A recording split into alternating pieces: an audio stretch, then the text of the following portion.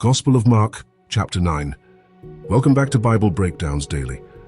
Mark chapter 9 begins with a promise and quickly moves into one of the most breathtaking moments in the Gospel, the Transfiguration. Let's step into the story. Jesus tells his disciples that some standing there will not taste death before they see the kingdom of God come with power. 6 days later, Jesus takes Peter, James, and John with him and leads them up a high mountain where they are alone. There, he is transfigured before them. His clothes become dazzling white, whiter than anyone in the world could bleach them. Elijah and Moses appear and begin talking with Jesus. Peter, overwhelmed, speaks up.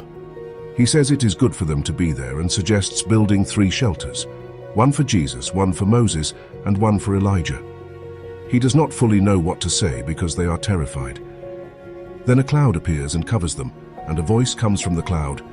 "This is my beloved Son, listen to him." Suddenly, when they look around, they no longer see anyone with them except Jesus.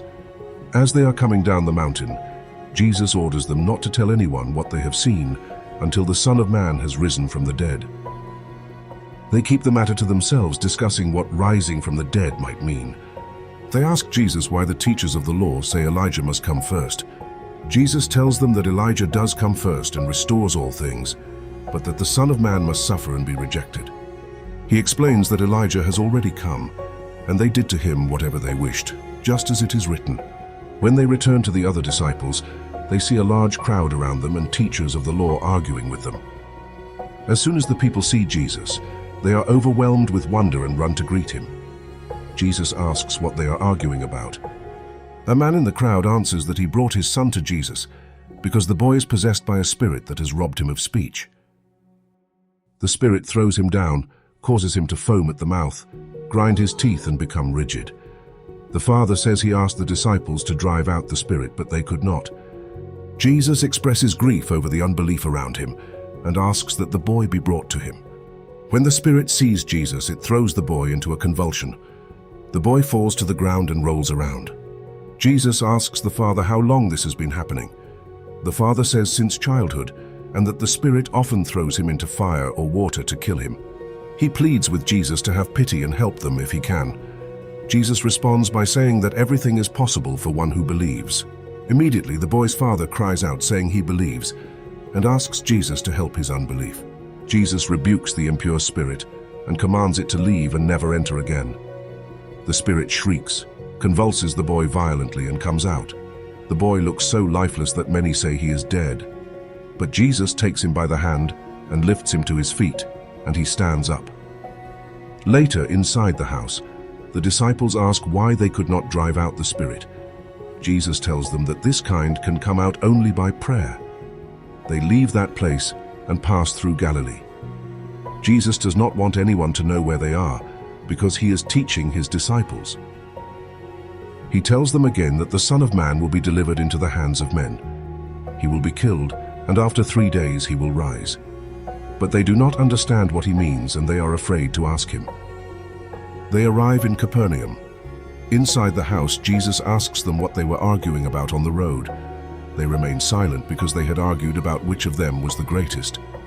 Jesus sits down, calls the 12, and tells them that anyone who wants to be first must be the very last and the servant of all.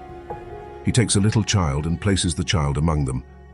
Taking the child in his arms, he tells them that whoever welcomes one such child in his name welcomes him, and whoever welcomes him welcomes not only him, but the one who sent him. John tells Jesus that they saw someone driving out demons in his name and tried to stop him because he was not one of them. Jesus tells them not to stop him because whoever is not against them is for them. Jesus continues teaching. He says that anyone who gives even a cup of water in his name will certainly not lose their reward. Then his tone becomes serious. He warns that if anyone causes one of these little ones who believe in him to stumble, it would be better for them to have a large millstone tied around their neck and be thrown into the sea. He speaks about removing anything that causes a person to sin, whether a hand, foot, or eye, using strong imagery to show the seriousness of sin and the reality of judgment. He ends by saying that everyone will be salted with fire.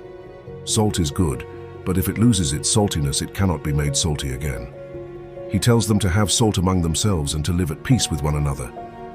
Mark chapter 9 shows both glory and humility. The Transfiguration reveals who Jesus truly is, the beloved Son, affirmed by the Father. Yet immediately afterward, Jesus walks back down the mountain into suffering and human need. The desperate Father's cry, "I believe, help my unbelief," reflects honest faith. Faith is not the absence of doubt, but the decision to bring doubt to Jesus. The disciples' argument about greatness shows how easily pride slips into spiritual ambition. Jesus redefines greatness as service. In his kingdom, humility is strength. The strong warnings about sin remind us that holiness matters deeply. Grace does not minimize sin. It confronts it seriously while offering restoration. This chapter teaches that following Jesus involves both mountaintop moments and valley struggles, and he is present in both.